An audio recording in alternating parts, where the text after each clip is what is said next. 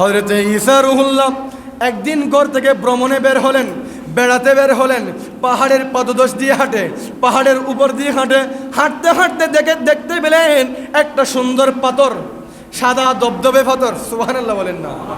সাদা সুন্দর পাথর দেখে হযরত ঈসা রূহুল্লাহ ওই পাথরের চারপাশে হাঁটতে লাগলেন। কোন পাশে? বড় পাথর দেখে, সুন্দর পাথর দেখে চারপাশে হাঁটতে লাগলেন। আর মনে মনে ভাবতে লাগলেন, এত সুন্দর পাথর, দবদবে সাদা পাথর, না জানি ওই পাথরকে যিনি সৃষ্টি করেছেন ওই মৌলা কত সুন্দর। সুবহানাল্লাহ। বলে পাথরটা যদি এত সুন্দর হয় তাহলে পাথরকে যিনি বানিয়েছেন সেই মৌলা কত সুন্দর, আমার আশ্চর্য বিষয় লাগে।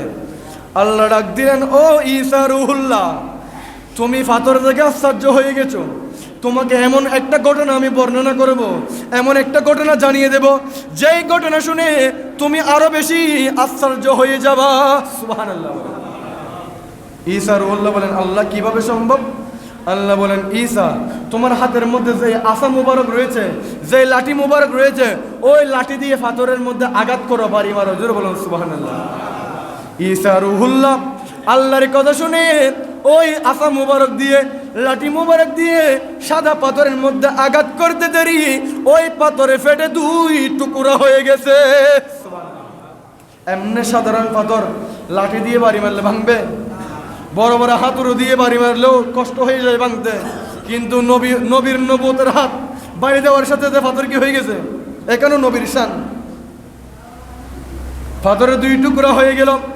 পাথরের ভিতরে দেখতে পেলেন একজন কত সুন্দর চেহারার মানুষ, যেই মানুষটা দাঁড়িয়ে দাঁড়িয়ে আল্লাহর কুদরতের কদমে সিজদা দিচ্ছে, আল্লাহর সামনে রুকু করেছে, দাঁড়িয়ে দাঁড়িয়ে নামাজ আদায় করেছে।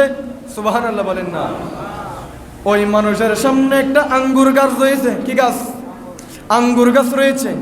মানুষটা যখন নামাজ শেষ করলেন, আল্লাহর নবী ঈসা রূহুল্লাহ জিজ্ঞেস করলেন, ও আল্লাহর বান্দা, তুমি এই পাথরের ভিতর কিভাবে ঢুকলা? আর ঢুকছো কতদিন যাবত এই পাথরের ভিতর ইবাদত করতেছো? সুবহানাল্লাহ। আর তুমি এই পাথরের ভিতর, এত শক্ত পাথর, কিভাবে ঢুকলা? আর ঢুকছো কতদিন পর্যন্ত এই পাথরের ভিতর আসো? আর তোমার কাবার কি?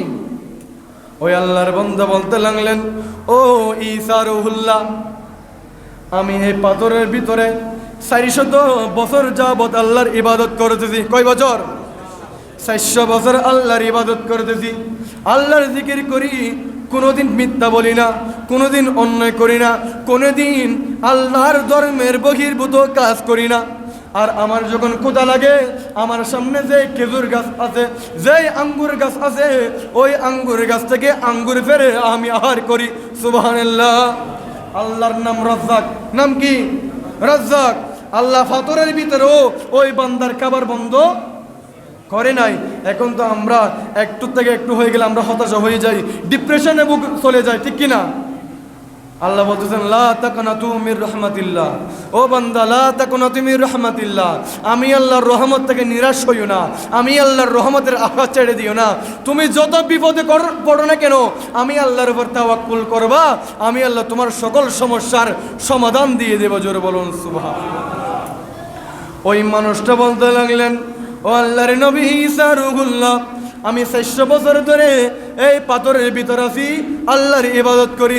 আমার যখন খিদা লাগে, আমার যখন খাবারের প্রয়োজন হয়, আমার সামনে থাকা ওই আঙ্গুর গাছ থেকে আমি আঙ্গুর ফেরে আমি আহার করি। সুবহানাল্লাহ। হযরত ঈসা রূহুল্লাহ আরো আশ্চর্য হয়ে গেলেন। প্রথমে সুন্দর পাথর দেখে আশ্চর্য, এত সুন্দর পাথর। এখন এত ঘটনা যখন দেখতেছে, পাথরের ভিতরে মানুষ, আবার তাও একদিন, 2 দিন, 3 দিন নয়, 400 বছর ধরে মানুষ, আবার পাথরের ভিতরে একটা আঙ্গুর গাছ। আরো আশ্চর্য হয়ে গেলেন। আল্লাহ ডাক দিলেন, ও ঈসা রূহুল্লাহ, তুমি আশ্চর্য হয়ে গেছো, তোমাকে আরো আশ্চর্য করে দিব। জেনে রাখো, এই মানুষ 400 বছর ধরে এই পাথরের ভিতর ইবাদত করতেছে, কিন্তু শেষ জামানায় তুমি ঈসা রূহুল্লাহর পরে যিনি দুনিয়ার জমিনে নবী হয়ে আসবে, আল্লাহ কোরআনের মধ্যে বললেন, মা কানা মুহাম্মাদুন আবা আহাদিম মির রিজালিকুম ওয়ালাকির রাসূলুল্লাহি ওয়া খাতামান নবী। সুবহানাল্লাহ। বলে আমি শেষ নবীকে পাঠাবো, রাহমাতুল লিল আলামিনকে পাঠাবো, শফিউল মুযনিবিনকে পাঠাবো, ওই নবীর উম্মতদেরকে আমি বছরের মধ্যে এমন কতগুলো রজনী দিব, এমন কতগুলো রাত দিব। রজব মাসের 1ম তারিখের রাত দিব, শাবান মাসের 15 তারিখের রাত দিব, লাইলাতুল কদরের রাত দিব, 2টা ঈদের রাত দিব।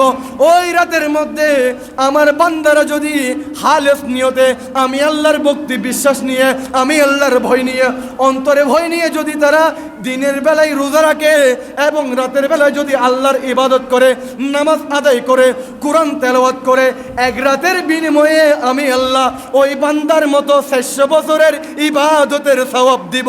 সুবহানাল্লাহ। নামাজ পড়বেন কয়দিন? একদিন। রোজা রাখবেন একদিন। আল্লাহ বলতেছেন একদিনের বিনিময়ে ওই বান্দা যে 400 বছর ভাতরের ভিতর ইবাদত করতেছে, আমি আল্লাহ ওই বান্দার মতো 400 বছরের ইবাদতের সওয়াব দিব তুমি বান্দার একদিনের ইবাদতে। জোরে বলুন সুবহানাল্লাহ। আমরা কত বড় ভাগ্যবান, আমরা রহমাতুল্লিল আলামিন নবীর উম্মত হয়েছে। জোরে বলুন সুবহানাল্লাহ। যেই নবী দুনিয়ার জমিনে এসে অন্ধকারকে আলোকিত করে দিয়েছেন, আইয়ামে জাহিলিয়াতের মতো যুগ থেকে আমাদেরকে পরিত্রাণ দিয়ে সুন্দর সমাজ দিয়েছেন, গোল্ডেন সোসাইটি দিয়েছেন, ঠিক কিনা?